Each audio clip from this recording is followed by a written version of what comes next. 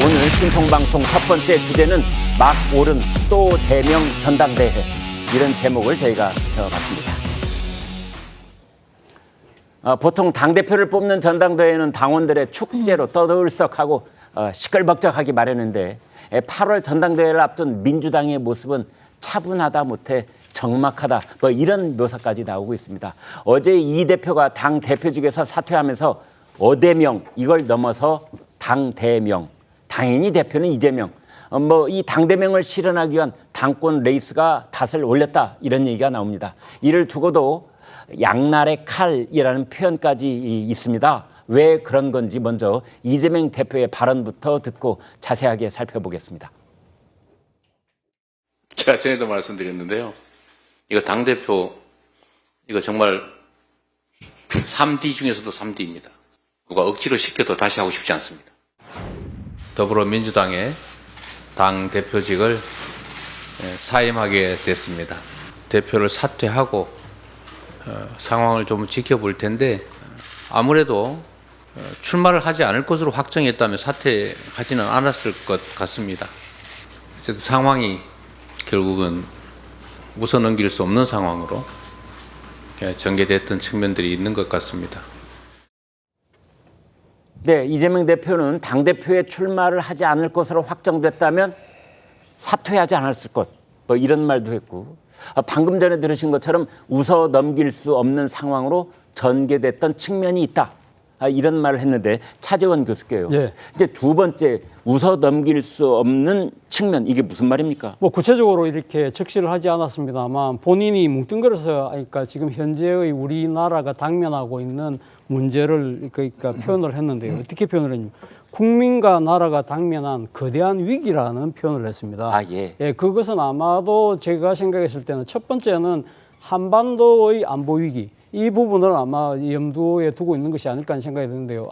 지난주에 있었던 푸틴 러시아 대통령의 북한 방문을 통한 북러 간의 군사동맹 회복, 네. 이런 거, 그리고 또 오늘도 지금 우리가 문자 메시지에 접하고 있습니다만 지금 북한에서 보내고 있는 오물풍선, 네. 이에 따른 또 우리의 대북 확성기 방송 재개 여부, 네. 이런 부분들이 상당히 긴박한 국면으로 지금 치달으면서 네. 한반도의 긴장 위기가 자칫 잘못하면 전쟁 위기로 가는 것이 아닐까라는 이야기를 지금 이재명 대표가 여러 차례 했거든요. 그런 네. 부분들을 아마 이야기를 하고 있는 것 같고, 두 번째는 또 하나의 이제 국내 정치적인 측면에서는 또 그런 부분이 있는 것이죠.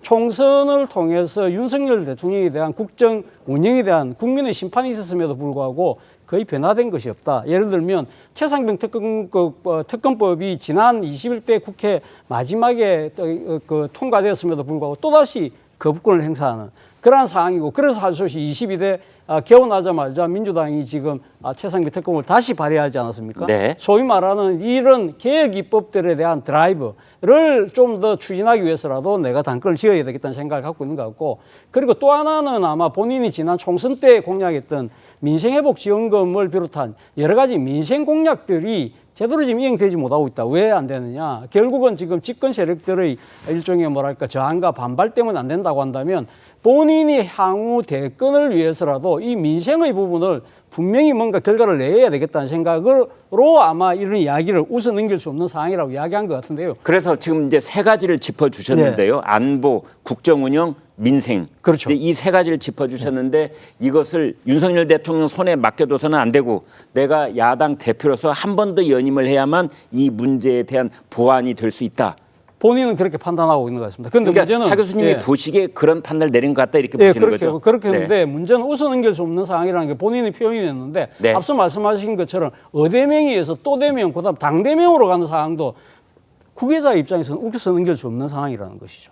국외자 입장에서는 또 그런 측면이 웃어 넘길 수 그렇죠. 없다. 왜 그렇습니까? 아무래도 그렇죠. 그러니까 민주당이라는 그러니까 지금 당명이 이 지금 사실 표현하고 있는 것이 당의 민주성, 건강성, 다양성, 이런 부분들이 사실은 이재명 대표 일극체제로 대변되는 네. 이러한 상황이 점점 더 강화된다고 한다면 사실 그거와 민주당의 가치와 좀 역행되는 측면이 있잖아요. 네. 이런 부분들은 사실 어떻게 보면 유권자 입장에서 본다고 한다면 이게 정말 민주당이 제대로 가는 방향일까? 라고 생각하면서 웃어 넘길 수 없는 상황이 된다는 것이죠. 더불어민주당에서 민주라는 두 글자를 빼야 된다라는 일각의 지적이 있던데 일리가 있다고 보시는 거죠? 저는 일리가 있다는 생각이 듭니다. 바로 그 때문에라도 사실 이재명 대표가 어저께 그 당대표직을 사퇴를 했습니다만 나름대로 시간을 갖고 좀 생각을 해보겠다는 부분이 있기 때문에 극적 유턴이라는 가능성도 한 1~2%는 남아있지 않을까. 무슨 뜻입니까? 극적 유턴. 그러니까 당대표 연임을 포기할 수도 있는 것이죠. 아, 포기할 수도 있다. 예, 저는 뭐 가능성이 1~2%. 네. 1~2%. 만약 아까 제가 이야기했던 것처럼 구계자들이 생각했을 때